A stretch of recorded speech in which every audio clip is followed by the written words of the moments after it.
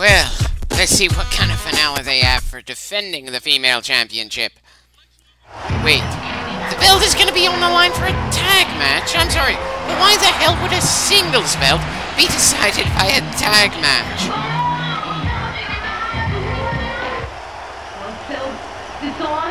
Oh, because the princess decided to go to Daddy to change the rules in her favor.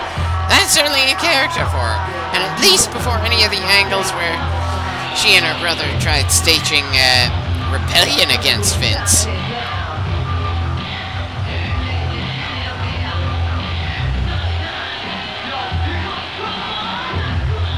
I'm sorry, but if you're challenging for a championship title, I'm pretty sure you should be the one kicking the ass, not your boyfriend/husband.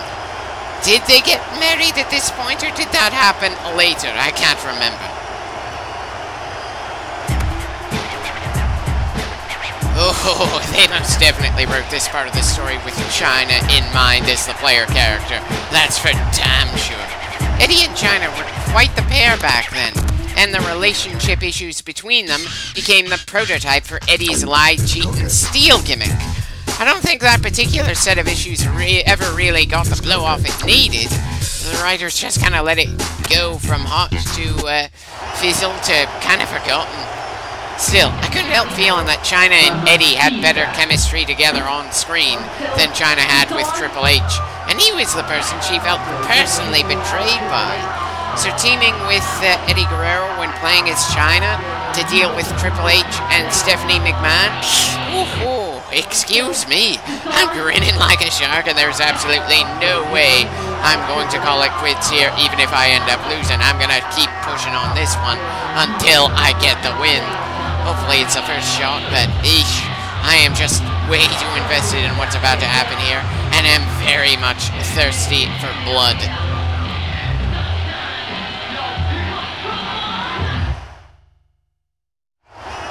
Considering Stephanie and Triple H share a Titantron and theme in the background, I'm a little surprised they didn't enter the ring at the same time, but then I suppose the programming in team entrances would have been a little too much considering all the other things they stuffed into a rather limited game cartridge.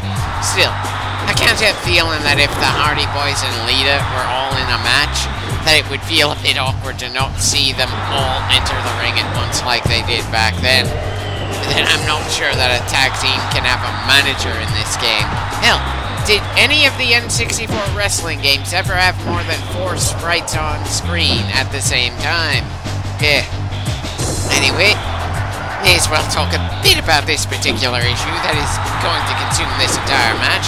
As much as I liked China back then, and as easy as it is to dislike two people who constantly played heel characters like Stephanie and Triple H, the fact is, I don't actually know anything about their backstage relationships, or at least not intimately. All I know for sure is that China felt that she and Triple H had a thing, and was completely distraught that he ended up with the boss's daughter, who was more traditionally beautiful, as well as stinking rich and politically connected within the company. Considering she went through several surgeries to get larger breasts and make her face look more traditionally feminine, I'm sure that was quite a blow to her self-esteem. That regardless of what she did and how she tried to change herself, she'd always be the overly masculine gorilla of a woman she walked into the company as. Again, as an adult, I don't really care how she looked and when. She had a good amount of respect for me, especially considering many of the other women active at the time. Could she have been a better wrestler? Sure. There was a good amount of room to improve in terms of technique and charisma. Some of the moves she did to people could have been cleaner and all that, but again, compared to most of the other female wrestlers active at the time, she was notably a lot better, and a lot more easy to take seriously as a badass fighter. And while I'm sure many of the female wrestlers in Japan at the time could make her look like a total fool in comparison, the fact is that aside from the jumpin' Vaughn Mabel jumps, I don't think a lot of Japanese wrestling women came to the States. Given how the WWF pretty much forgot about them and gravitated more towards Playboy cover girls than skilled athletes, It's no surprise that a female branch of the company ended up feeling pretty damn neglected for a long time. Wait, why is it that China counters women grabbing her from behind with a kick to the crotch, but when Triple H, who she most certainly would want to hit in the groin, does so, then it's an elbow to the head?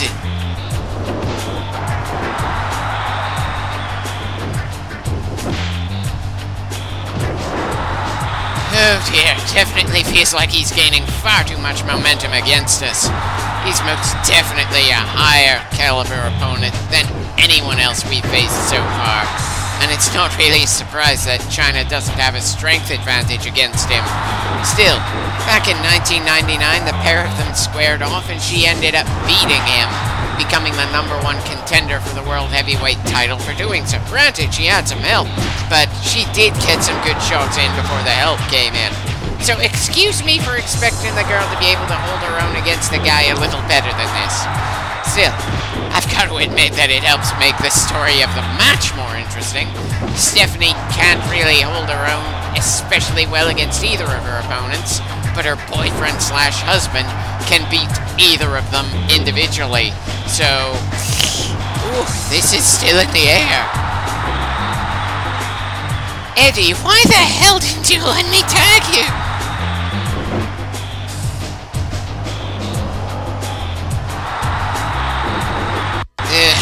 Not the way I wanted you to get into the ring there, buddy.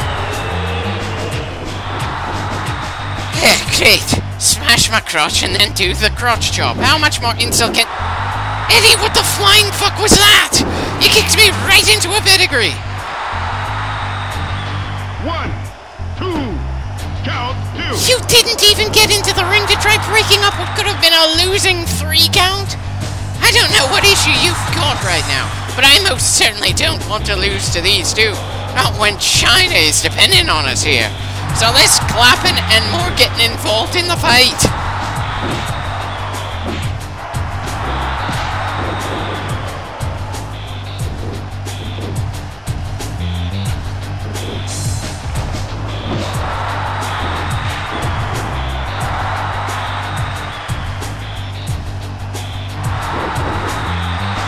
I should probably feel more guilty that we're beating around Stephanie as Eddie, but considering the beatdown that China took earlier in this match, I think we've established that men can fight women around here, instead of it being the type of mixed tag match where women only fight against other women, and men only fight against other men.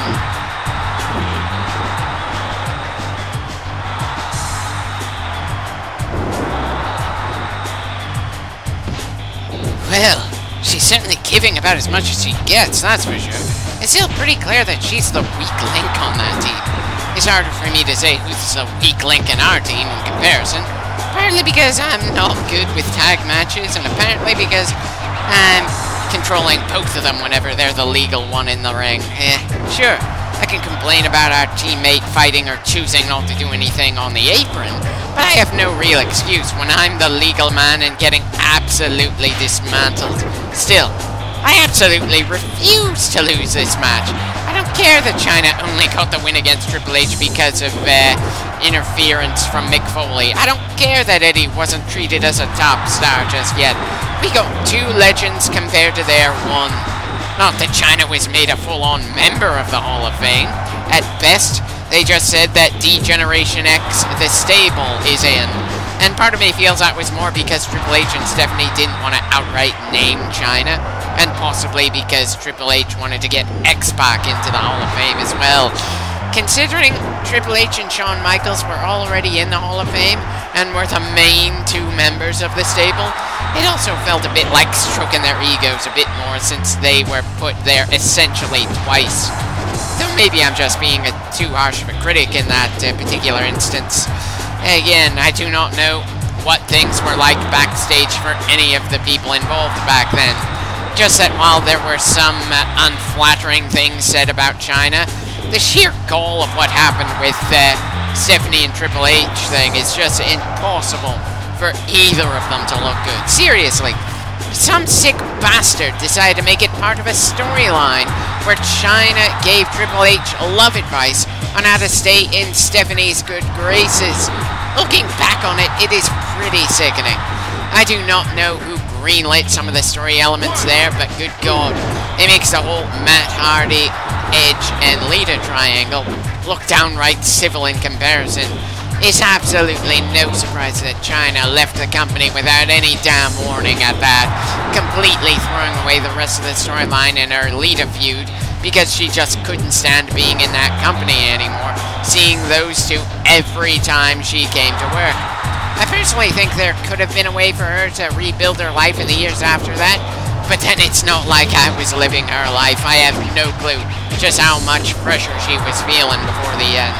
And I have no clue what Triple H and Stephanie feel about her this long after the fact and when she was dead and still bitter due to their actions. I am just a tired member of the audience that seems to be looking back at a scummy part of the business's history that focuses on these specific three. It's not the worst part of the company's history by a long shot, but it is still something a bit awkward about this pair that some people had hoped would change things for the better for the company when we thought Vince McMahon was done for good. But then I suppose it's all too often that I look into a brand of entertainment of some kind or another, and I end up seeing at least a few things about the people involved that make me wince. At least it's not as awkward looking at Triple H and enjoying a match involving him as it is to watch an anime that ends with some pro-Nazi or pro-Imperial Japan stuff in it. Yikes. Anyway, seems that the tide is starting to turn in our favor, and that drop shot was so damn satisfying to do.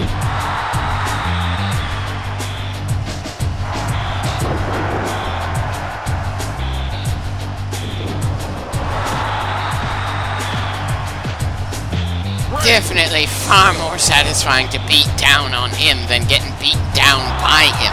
But then I suppose it's not too much of a surprise. It's more fun to be winning rather than losing, especially when you're feeling invested in a given match. Even if this turns out to be the only belt we manage to get a successful gaining and defending of in this entire LP, it certainly feels worth it.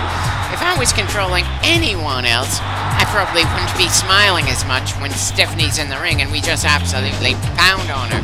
Sure, she was a heel more than a face, but quite frankly, Vince McMahon felt like more of an asshole when both he was in character and when he wasn't. While he certainly brought the business from the Dark Ages to mainstream, there were a number of things he did over the decades that felt like they nullified or outright overshadowed the good he did.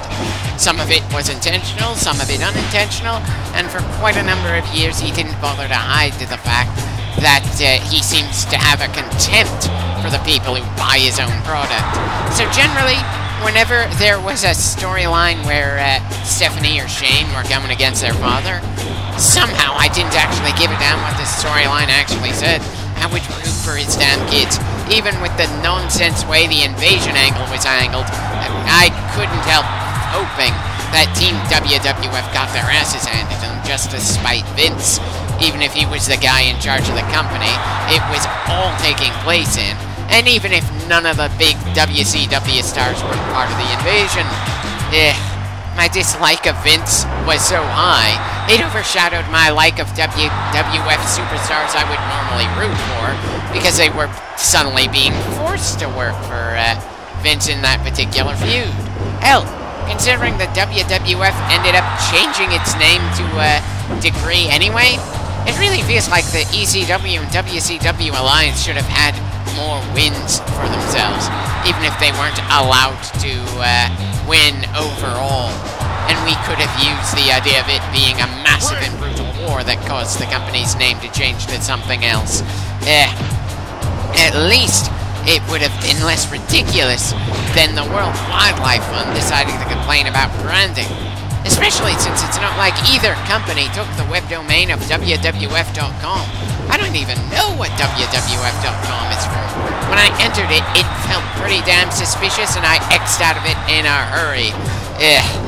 As a side note, I'm not sure if it's funnier that there's still some images of panda bears with steel chairs as if they're wrestlers, or that the World Wildlife Fund has had to deal with some human rights violations.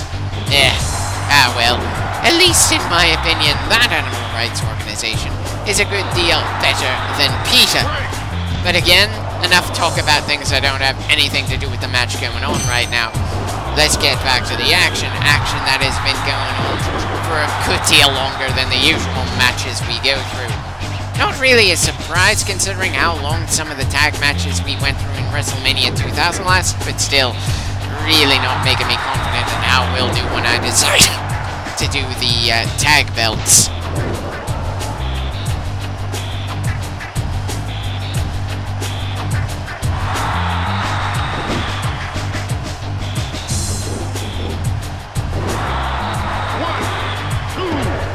All that, and we only managed a 2 count against the bastard.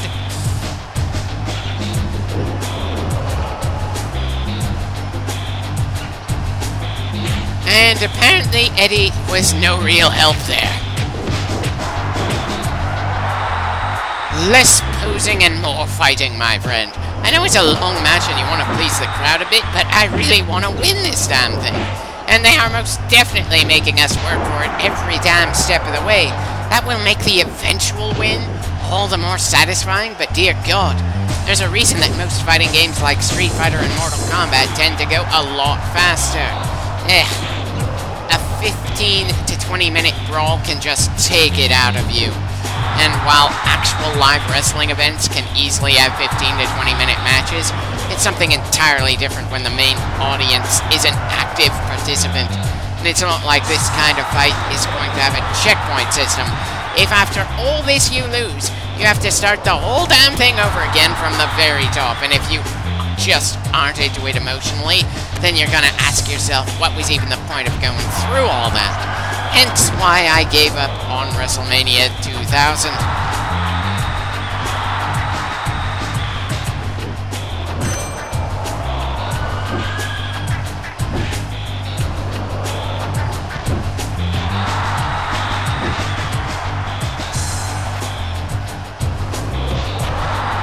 Okay, probably a mistake to come to help our partner when he was having trouble instead of continuing to beat on the legal member of that team.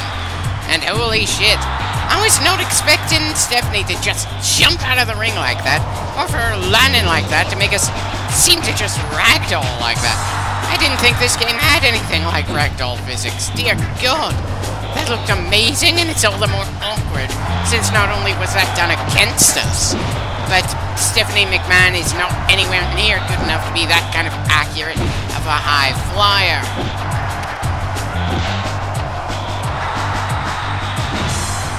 And great, she wrestled a stop sign out of our hands and hit us with it, as if she could physically tear something from China's arms, even if she did manage to steal her boyfriend right out from under her.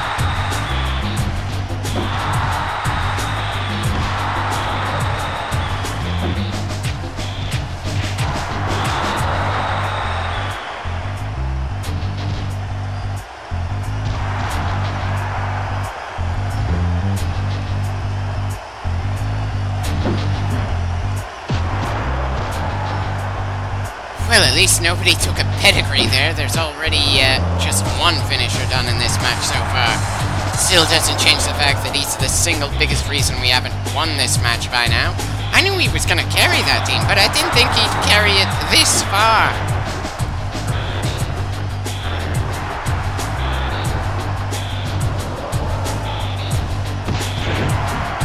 Or that Stephanie would get so many good hits on us. Dear God!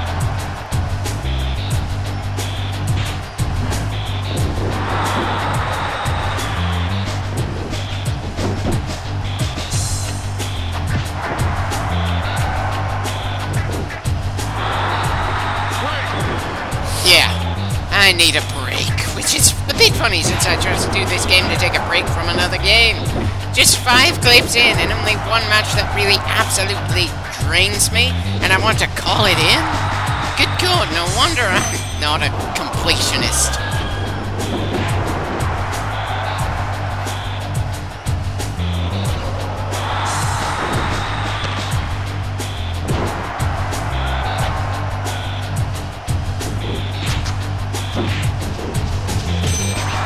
Look, enough with the crotch shots towards women.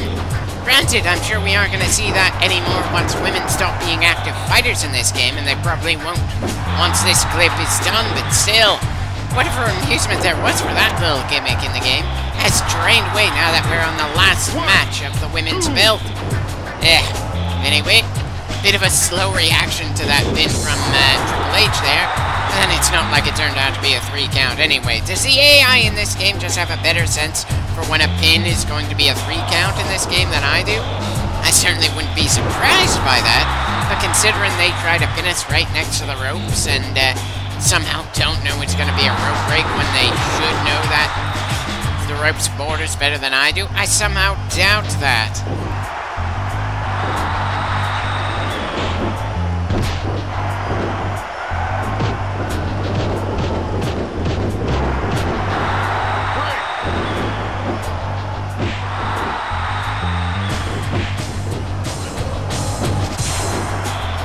I really get the feeling I haven't tagged nearly enough in this tag match. But then tag matches are always going to feel awkward when you're doing things single player. Especially since, when I was a kid, playing No Mercy in tag team matches one of the first co-op experiences I ever had.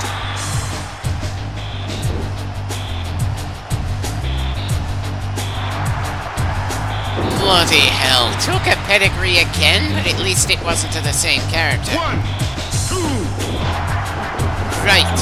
The only reason we didn't lose there was because China had a good amount of muscle to interrupt the pin. Understandable, since she probably wants to win more than Eddie, since to him, this is just another match, but for her, this is absolute vengeance. Especially since, for around a year or more, Triple H was dating Stephanie behind her back, while going through a storyline where Stephanie thought he was cheating on her with China, and he kept saying she meant nothing to her. Yeesh! Granted, there's no great way to cheat on a partner that you explicitly said you've been with for longer than many people are married, but there's no way to look back at what happened here and not consider the two cheaters as absolute scumbags in this instance, especially since you consider this absolute train wreck with what happened between Edge, Matt Hardy, and Lita.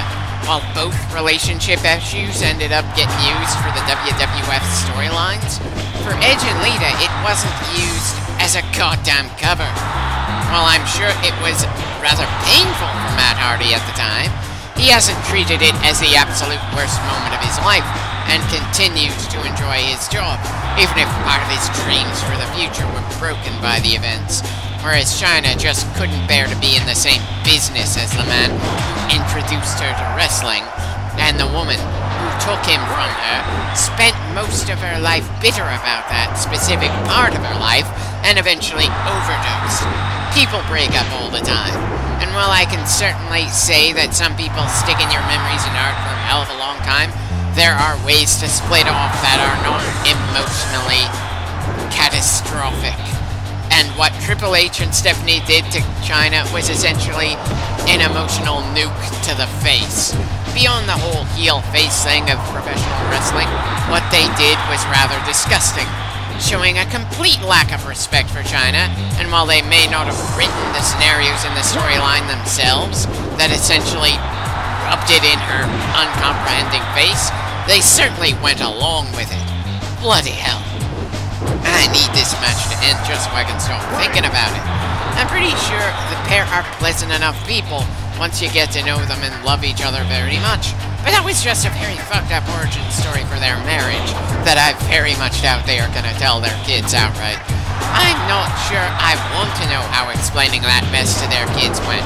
And while China was not the most honest person herself, I severely doubt Triple H's and Stephanie's take on the two started dating because China was no longer part of the equation is all that accurate. Either China did not know they had already broken off, and the storytelling for the WWF made a muddy situation even more unclear for her, or they were outright lying. Her exit from the WWF was too damn abrupt to be anything other than something resulting from a revelation of something that shook her to her very core. Again, I'm sure I I do not have all the details, but dear God, if there's a more innocent explanation for this particular part of the WWF's history, then I have a hard time believing it.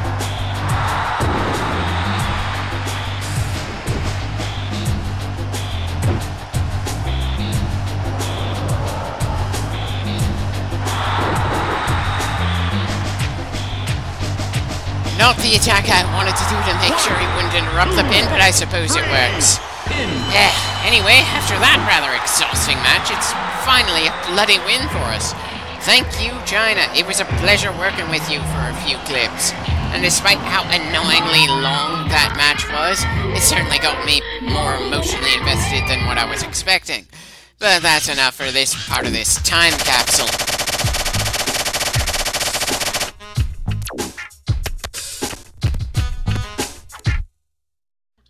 We've got plenty of other belts to try in this game, even if I'm not sure how many of them I'm going to complete before I get back to work on Metroid Prime 2.